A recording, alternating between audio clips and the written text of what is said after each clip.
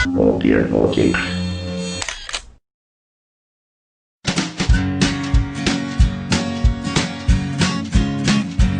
नमस्कार दोस्तों, मैं अंकित शर्मा वीएस एकेडमी के चैनल में आप सभी का स्वागत करता हूं फिर से। जैसे कि मैंने पहले वीडियो में आपको बताया था वर्ण क्या होते हैं, वर्ण को डिटेल में मैंने आपके सामने डिस्कस करा और मैंने स्वर की डेफिनेशन भी कुछ बताई थी आपको लाइट, और मैंने आपको व्यंजन की डेफिनेशन बताई थी। आज स्वरों को थोड़ा डिटेल के अंदर जाते हैं, थोड़ा डिटेल देखते हैं, ठीक है ना। तो आज का हमारा टॉपिक क्या है, स्वर के भेद और स्वर का वर्गीकरण, ठीक है ना। चलिए, तो जैसे कि सबसे पहले हम स्वर के भेद और स्वर का वर्गीकरण देख रहे हैं, क्लियर। तो हमारे माइंड में एक चीज आना चाहिए कि हम स्वर देख रहे हैं तो हमें स्वर मालूम होना चाहिए। जैसे कि मैंने पिछली कक्षा में आपको बताया था, स्वर कितने प्रकार के होते हैं।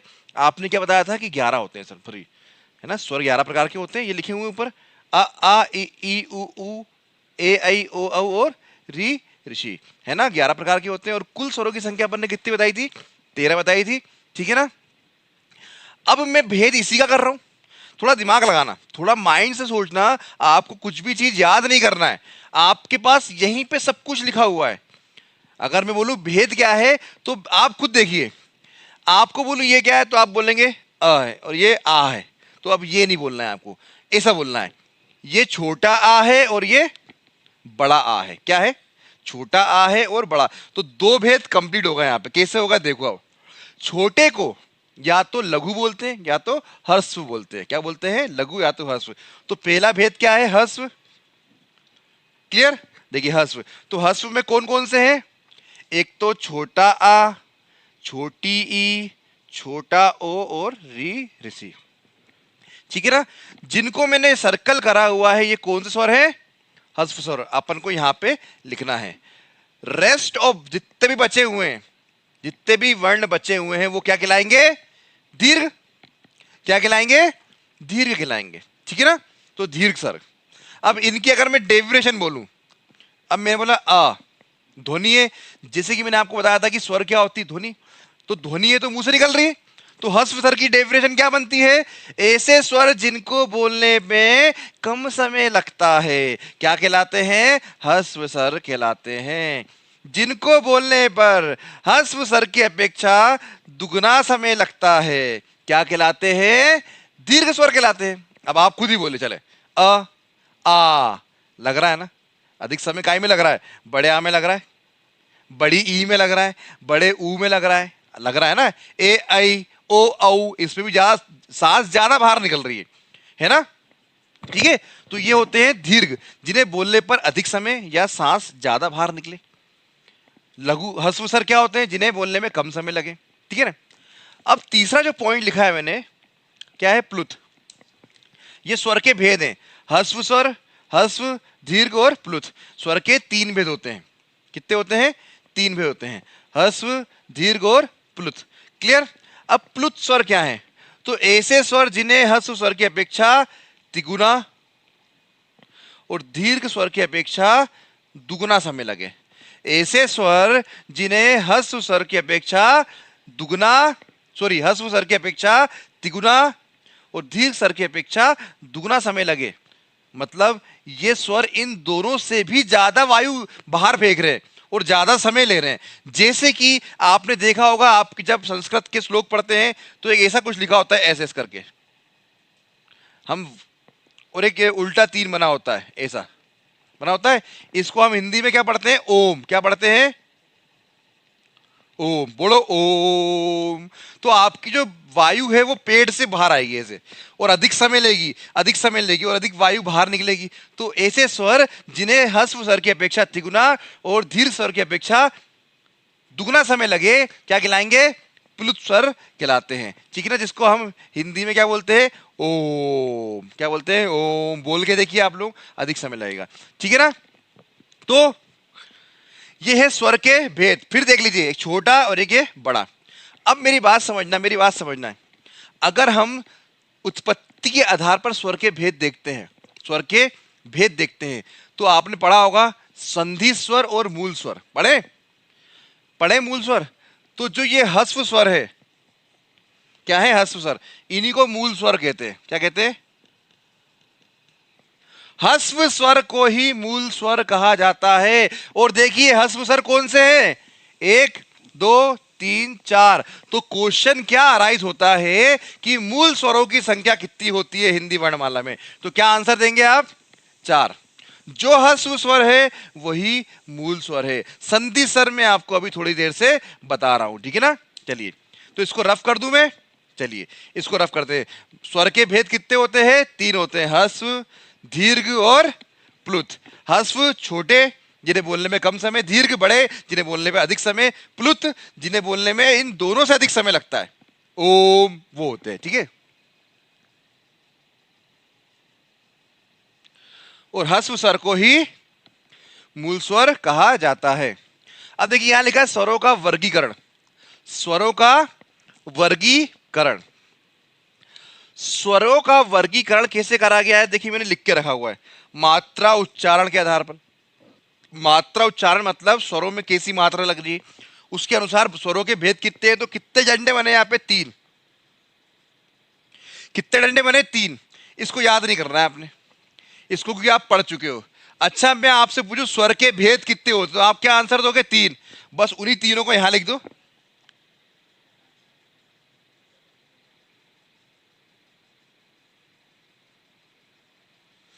और आपको मालूम ही है, तो कितना इजी है। आपने भेद पढ़ा और आपको वर्गीकरण में एक आंसर रट गया। तो आपको 2 बार मेहनत नहीं करनी, एक ही बार मेहनत करो, दूसरी बार उसका लुत्फ उठाओ। जीव उच्चारण के आधार पर, मैंने जैसे कि आपको पहली कक्षा में बताया था, हम ये ध्वनि है तो ध्वनि है तो मुंह से निकल रही है, तो मुंह के किसी ना किसी हिस्से में तो काम हो रहा होगा। मेरी बात समझना, क्योंकि हमारा, हम कोई भी वर्ण बोलते हैं, हमारा ये जो पूरा मुंह है अंदर से, तालु है, जीवा है, दंत है, होस्ट है, सब कब वर्क करते हैं, ठीक है ना। तो जीव उच्चारण, जीव मतलब होता ही है, होता है। तो हमारे हिंदी वर्णमाला में ऐसे स्वर है जिन्हें बोलते समय आपकी जो टंग है, जीभ है, वो काम करती है, जैसे कि दिखा हुआ है। तो जीव उच्चारण के आधार पर कितने होते हैं, 3। अगेन 3, अग्र, मध्य और पश्चिम, ठीक है ना। अग्र मतलब जब आप ऐसे स्वर, इन 11 में से ऐसे स्वर बोलोगे जब आपकी जीभ आगे की तरफ आएगी, आगे आगे आगे रहेगी। जैसे बोल के देखिए, ई बोले, जीभ आपके आगे रहेगी। और वही बोलो ऊ, ऊ ऊ बोलो ऊ, तो आपकी जीभ कहां जाएगी, पीछे की ओर जाएगी, देख लो, ऊ ऊ। और ये आ बड़ा आ है, ये बड़ा, छोटा आ नहीं, याद रखना, ठीक है ना। और मध्य में कौन सा होता है, छोटा आ। तो अग्रस्वर कौन कौन से हैं, ई ए आई, ये क्या है, अग्रस्वर है।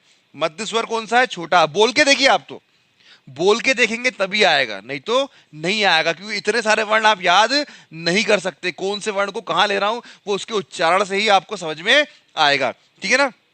ई बोले पहले और ऊ बोले, समझ में जाएगा। और छोटा बोले, आपको मालूम चल जाएगा कि आपकी जो जीभ है वो कहां गमन कर रही है। आगे गमन करेगी तो अग्र कहलाएगा, पीछे गमन करेगी तो पश्चिम कहलाएगा, और सेंटर में रहेगी तो क्या कहलाएगा, मध्य। जो अभी आप जिस स्थिति में है, आपकी जो जीवा है वो है तालू के नीचे, उसको बोलते हैं मध्य। आ रही मेरी बात समझ में। उसके बाद मुख द्वार, ये जो मेरा मुख है ये एक प्रकार के द्वार है, देखिए जैसे गेट आप ऐसे बंद होता है, ऐसे खोलते हो, समझ लो ये मेरा मुंह है। जब मैं अपना मुंह खोल रहा हूं तो देखिए कुछ वर्ड बोल रहा हूं मैं इतने में, कुछ आ कितना खुल रहा है, तो बस वही है। तो मुख द्वार, मुख द्वार की दृष्टि से स्वरों को 4 भागों में विभक्त किया गया है। वो 4 भाग कौन से हैं, देख लीजिए। विव्रत, विव्रत को इंग्लिश में बोलते हैं ओपन। क्या बोलते हैं, ओपन। विव्रत मतलब ओपन। अब अर्ध विव्रत है, विव्रत को बोलते हैं ओपन, और अर्ध मतलब होता है आधा, तो आधा ओपन, हाफ ओपन। आ रही बात समझ में। संव्रत को बोलते हैं क्लोज। क्या बोलते हैं, क्लोज। और अर्ध संव्रत मतलब आधा क्लोज। मेरी बात समझ रहे हो ना। तो मुख द्वार की दृष्टि से 4 भागों में बांटा गया है स्वरों को, विव्रत, अर्ध विव्रत, संव्रत और अर्ध संव्रत। विव्रत के अंदर आपका कौन सा आएगा, आप जब कौन सा ऐसा स्वर है इनमें से जब बोलोगे तो आपका मुंह पूरा ऐसा खुलेगा, देखना।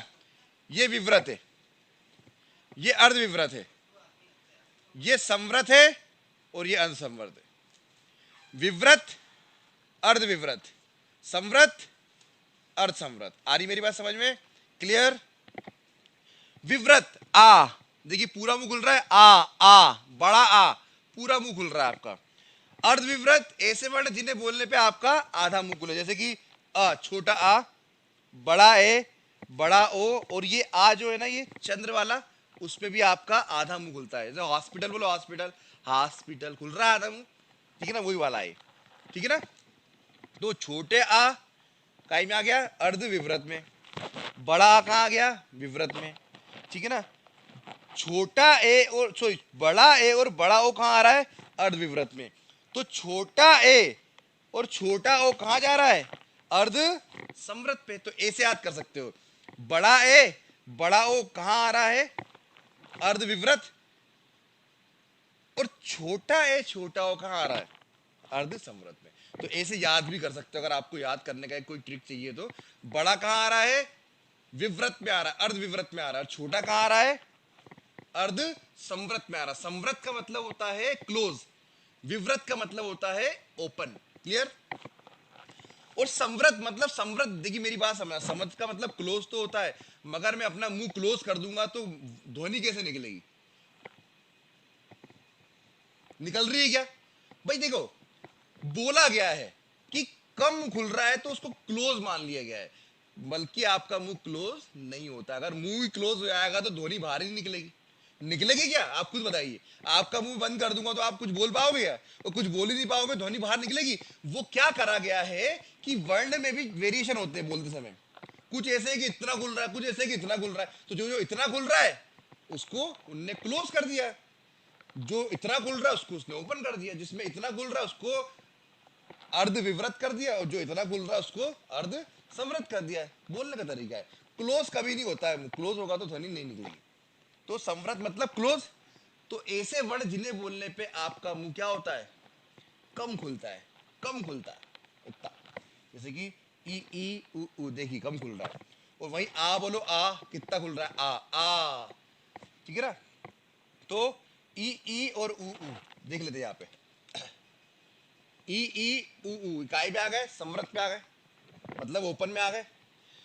छोटा ए और छोटा ओ कहाँ जाएंगे, अर्ध संवृत में। और बड़ा ए बड़ा ओ कहाँ जाएंगे, अर्ध विव्रत में।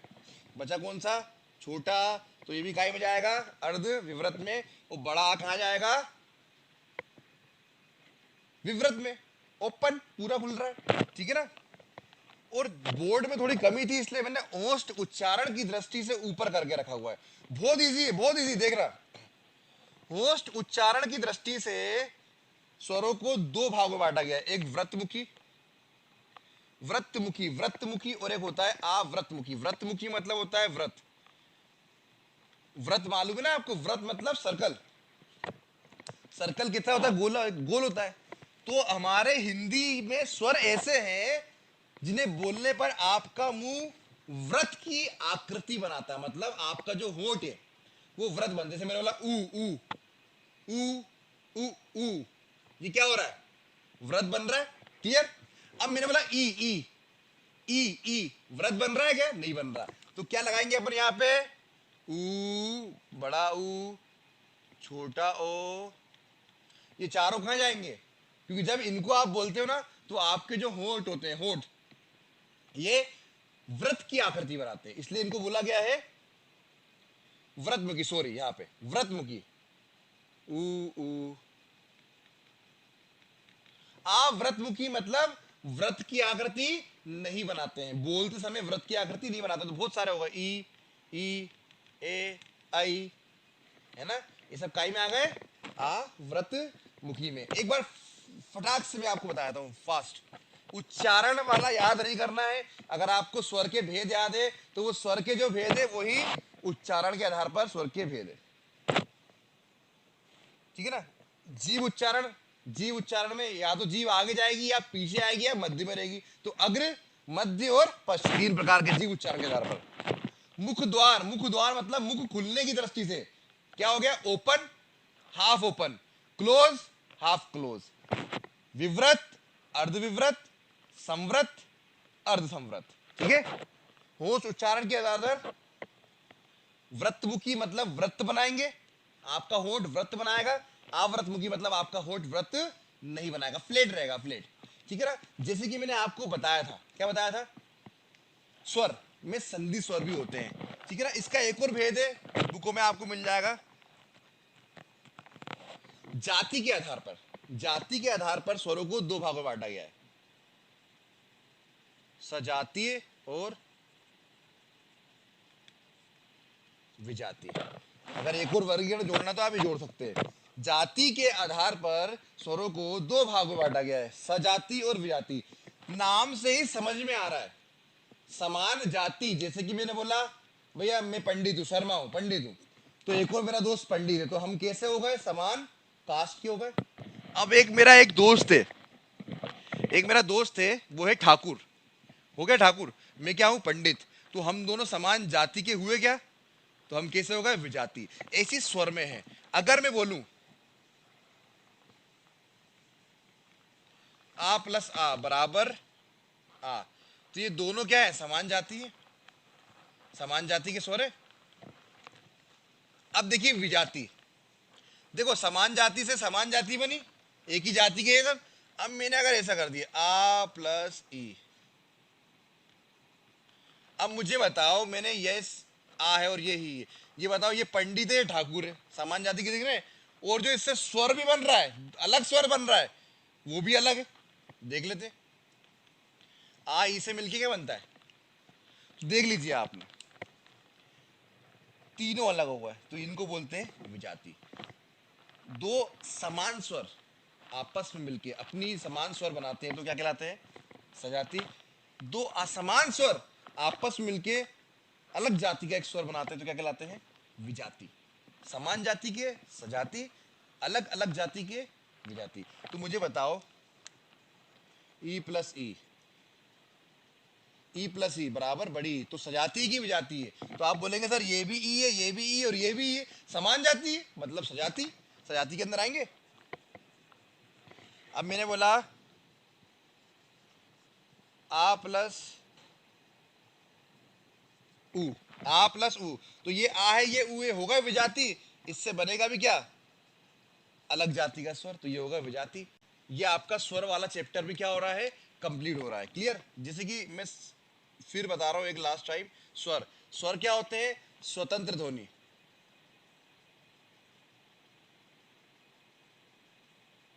स्वतंत्र ध्वनि होती है, क्यों होती है, अच्छा ये बताओ, री क्या है मालूम है,